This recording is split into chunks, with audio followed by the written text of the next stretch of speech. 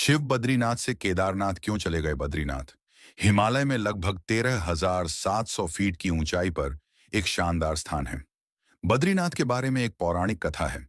यहीं पर शिव और पार्वती रहते थे। एक दिन शिव और पार्वती सैर पर निकले। जब वे वापस आए तो उनके घर के प्रवेश द्वार पर एक छोटा बच्चा रो रहा था। इस बच्चे को फूट फूट कर रोते देखकर पार्वती की मातृत्व जाग उठा और वह जाकर बच्चे को उठाना चाहती थी। शिव ने उन्हें रोका और कहा, उस बच्चे को मत छुओ। पार्वती ने कहा, कितने निर्दयी हैं आप ऐसा कैसे कह सकते हैं? शिव ने कहा, यह अच्छा बच्चा नहीं है। यह हमारे दरवाजे पर अकेले ही कैसे आ गया? आसपास कोई नहीं है। बर्फ में माता पिता के पैरों के निशान भी नहीं हैं। यह बच्चा नहीं है। लेकिन पार्वती ने कहा, वो सब मैं नहीं जानती। मेरे अंदर की माँ मुझे बच्चे को इस तरह रहने नहीं देगी। और वह बच्चे को घर के अंदर ले गई। बच्चा बहुत आराम से उनकी गोद में बैठा था और शिव की ओर बहुत प्रसन्नता से देख रहा था। शिव को इसका परिणाम पता था, लेकिन उन्होंने कहा, ठीक है, देखते हैं क्या होता है। पार्वती ने बच्चे को दुलारा और खाना खिलाया और उसे घर पर छोड़कर शिव के साथ पास ही गर्म पानी के झरने में स्नान करने चली गईं। जब वे वापस आए तो उन्होंने पाया कि दरवाजे अंदर से बंद थे। पार्वती हैरान रह गईं। दरवाजा किसने बंद किया है? शिव ने कहा, मैंने तुमसे कहा था इस बच्चे को मत उठाओ। तुम बच्चे को घर में ले आईं और अब उसने दरवाजा बंद कर लिया है।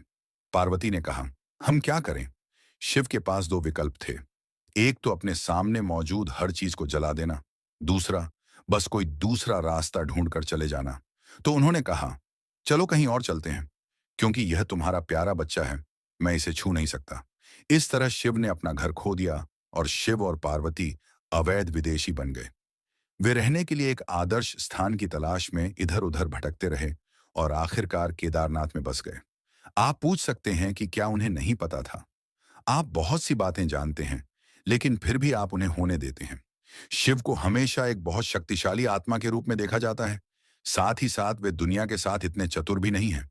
तो शिव के एक रूप को भोलेनाथ के रूप में जाना जाता है, क्योंकि वे बाल सुलभ हैं।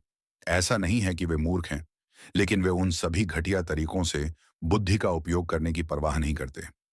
यह केवल चतुर और निम्न स्तर की बुद्धि ही है जो लगातार यह सोचती रहती है कि किसी से बेहतर कैसे बने। बुद्धिमत्ता और चतुराई दो अलग अलग चीजें हैं। चतुर हमेशा किसी दूसरे से तुलना में होता है। बुद्धिमत्ता किसी दूसरे से तुलना में नहीं होती, ये बस अपनी ही प्रकृति से होती है। बुद्धिमत्ता महत्वपूर्ण है क्योंकि बुद्धिमत्ता कभी प्रतिस्पर्धा में नहीं होती, ये बस जीवन की अभिव्यक्ति है।